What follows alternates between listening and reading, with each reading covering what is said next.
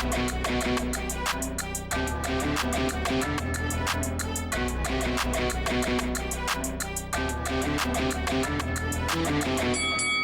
guys, welcome to Boxing Squared for boxing news and views from around the internet. And another heavyweight news and notes mashup video today. A couple of days worth of news to cover, including towards the back end a couple of fight announcements for prospects, and Frank Warren signs a new heavyweight. But what we'll start with is Tyson Fury, who has suggested that negotiations with Chisora have hit a bit of a snag. Here's Fury from his Instagram story. You know, the funny thing is, people love to do deals and then ask for more or change the goalposts. But the usual thing is for me is, then I tell them to go get. So there we are. And sticking with Tyson Fury, who flew to Iceland to basically have a face-to-face with Thor Bjornsson, but it wasn't to be. So here is some clips from Tyson Fury's Instagram story. You know where we are, guys? Iceland. And you know what we're doing here? We're looking for Thor. Come out and fight like a man. So we came to Iceland to fight Thor. He's not here. So now, Thor, if you want any smoke from the Gypsy King, you're going to have to come to Morecambe Bay and find me on a pilgrimage. All the best.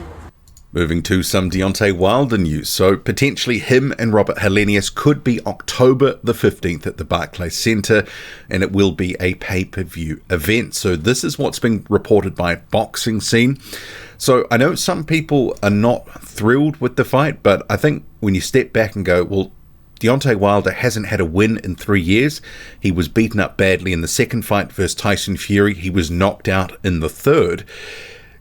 Deontay Wilder probably is entitled, after coming off a couple of losses, to an opponent that's not necessarily in the top 3 or 4. And Robert Hellenius is actually coming off 2 good wins over Adam Kovnarski, arguably the best wins of his career. So he has some momentum. He does have some power. He could potentially hurt Deontay Wilder, but Wilder would go in the favourite if they do fight. But Boxing Scene says that a deal for Wilder Hellenius hadn't been finalised as of Wednesday morning, but barring anything unforeseen, Wilder will end his long layoff on the aforementioned date versus Hellenius. So I don't mind the fight. I know some people are hating on it. I think for a comeback fight off 2 losses, it is what it is. And Hellenius, I think he is a live dog in that fight, but Wilder should go in the favourite if he is still the Deontay Wilder, of old, that is dangerous, still has the right hand. And I guess there's questions. What did Tyson Fury take out of Deontay Wilder through those 2 hellacious fights, the second and the third one that Wilder was in? Frank Sanchez, he is mooted to potentially be on that undercard on October the 15th. And actually, Carlos Negron had posted an Instagram story, but I missed being able to screenshot it. But he had put a picture of him and Sanchez, suggesting that they would be on the card. And remembering, those 2 were going to be fighting on the Luis Ortiz-Charles Martin pay-per-view, but then Negron had to pull out, either due to injury or COVID, whatever it was. He couldn't go through with the fight. But if that does happen, I do think that Frank Sanchez is going to win that. And like I said, for the first time it was scheduled for. It's a showcase fight for Sanchez to basically make him look good and get a knockout, because Carlos Negron, although he's got, that Olympic pedigree, he's got some good skills, he's got the height and the reach. There is a question about that chin, and some people will say he's a bit of a glass cannon. But Frank Sanchez, if it's made, to win that one, I think. Joyce is in Las Vegas for his training camp ahead of his fight with Joseph Parker, September 24. So there's been some training camp quotes that have been put out there by Queensbury. So we'll go down to Joyce's comments here. He says, "I'm so glad the fight has been signed and sorted. So now I can head to Vegas and start my camp. Parker seems ready, and he is going to be a tough man to beat. There was all the frustration of this being postponed and all the messing about. I've been hearing all the ins and outs from my team, but I'm happy it's going ahead now.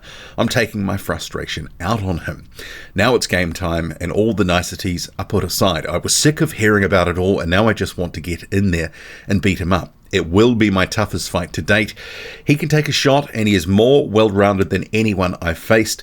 He will be a little bit different, but I will get the job done, probably in the later rounds.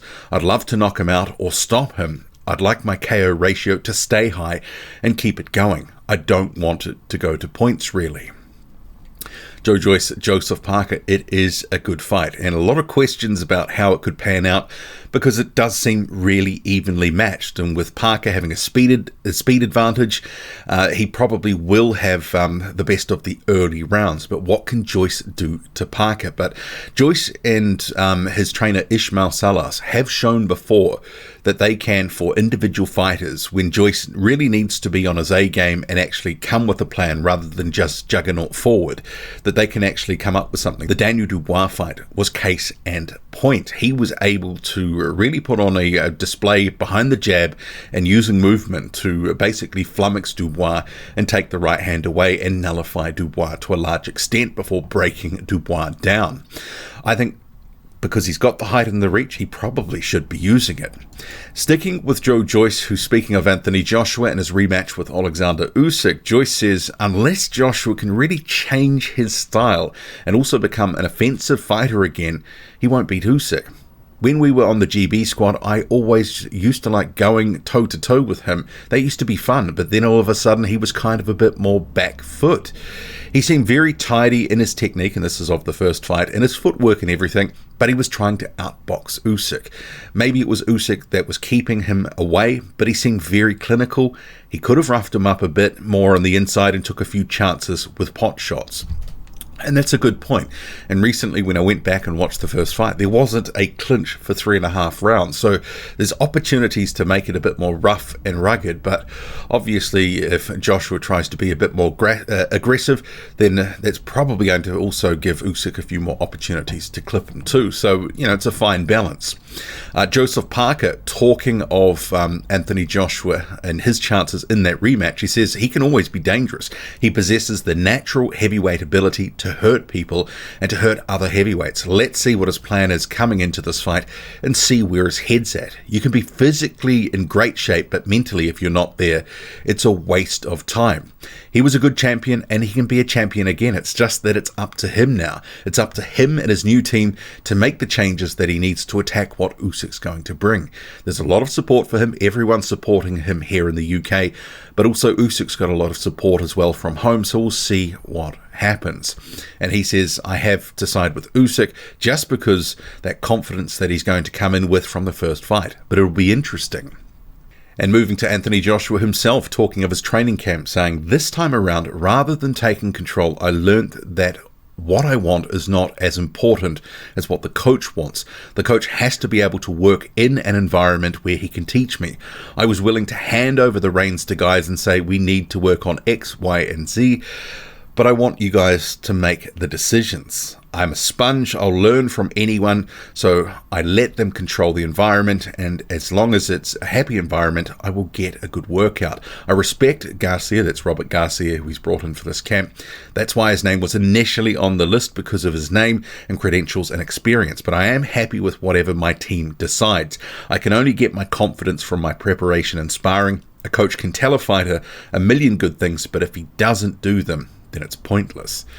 Frazer Clarke has been confirmed to return to the ring on a Sky and Boxer show on the 3rd of September. So Frazer Clarke says straight back to it. Delighted to be out again so soon. September 3rd, M&S Bank Arena, Liverpool. Let's keep the ball rolling. Over the moon to be fighting in Liverpool, one of the best fighting cities in the world. I've got so many memories of boxing in the city, good and bad, and of the best people I've met in boxing are from Liverpool. I can't wait to get there and get to work. Geez, a few commas would have helped there, a big phrase. He says, I've been back in the gym working hard at Loughborough Sport and I'm ready to go. Ronnie Hines, he will be set to face Craig Lewis in an all-American affair. That will also be on the 3rd of September. That will be broadcast on Fight, taking place in Cleveland, Ohio. Queensbury has signed a new heavyweight, Boma Brown. And I did actually check a video where he said his name is Boma, but obviously people was going to call him Boma Brown. So this signing, so we have his quote saying, I'm buzzing to have signed with Frank Warren, and he is somebody who, since I started boxing, I've always looked at and thought it'd be nice to meet him one day. So I was kind of shell-shocked more than anything to meet him, but it was really nice. He seems like a down-to-earth fella who comes from a humble background. He's somebody I can definitely relate to and want to impress as well going forward. And Brown, who's 27, relays here that he took up boxing after being inspired by the 2015 showdown between Manny Pacquiao and Floyd Mayweather.